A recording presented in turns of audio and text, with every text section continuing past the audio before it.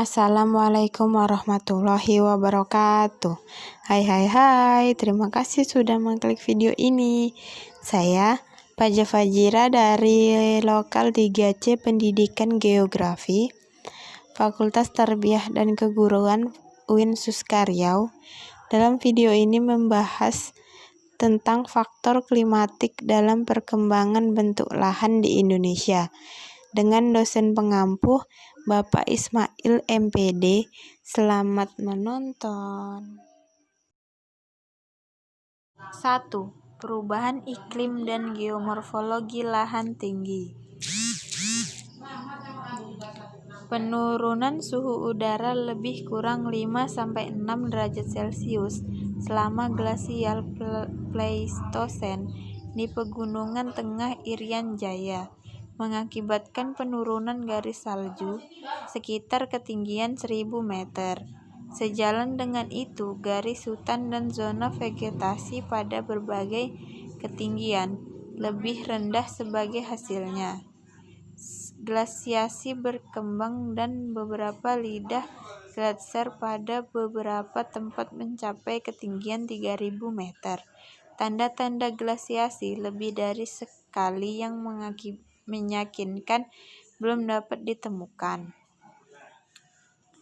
Dalam zona busuk pulau agak ke arah barat, glasiasi awal dilaporkan telah terjadi pada 2 puncak gunung yang terpisah. Gunung Kinabalu terletak di Sabah, Malaysia, dan Gunung Leuser di Sumatera.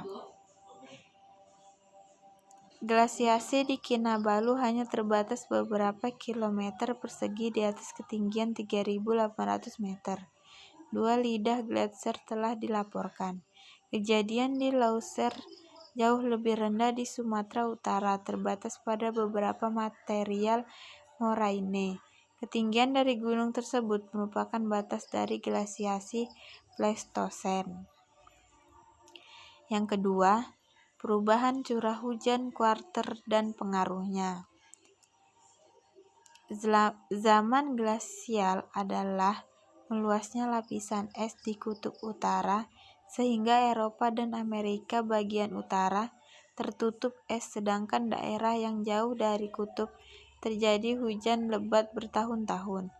Zaman interglasial adalah zaman di antara 2 zaman es temperatur naik sehingga lapisan es kutub utara mencair.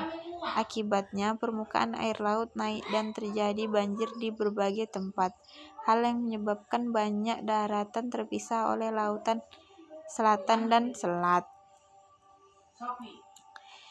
Air laut turun disertai dengan naiknya daratan di berbagai tempat karena adanya pergerakan bumi dan kerja gunung-gunung berapi, sehingga banyak lautan termasuk di Indonesia menjadi kering dan maka munculnya paparan Sunda dan paparan Sahul.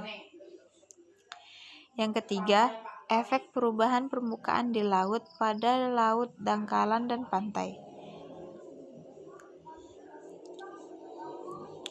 Peningkatan aktivitas manusia di dunia di muka bumi telah mendorong terjadinya pemanasan global atau global warming.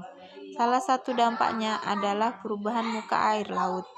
Diperkirakan terjadi kenaikan muka air laut 50 cm pada tahun 2100 bagi negara kepulauan seperti Indonesia, meskipun perubahan muka air laut juga dipengaruhi oleh kondisi geologi lokal. Peningkatan muka air laut akan membawa dampak negatif yang cukup signifikan. Peningkatan muka air laut akan mengenai banyak areal ekonomis penting seperti permukiman dan prasarana wilayah, lahan pertanian, tambak, resort wilayah, dan pelabuhan.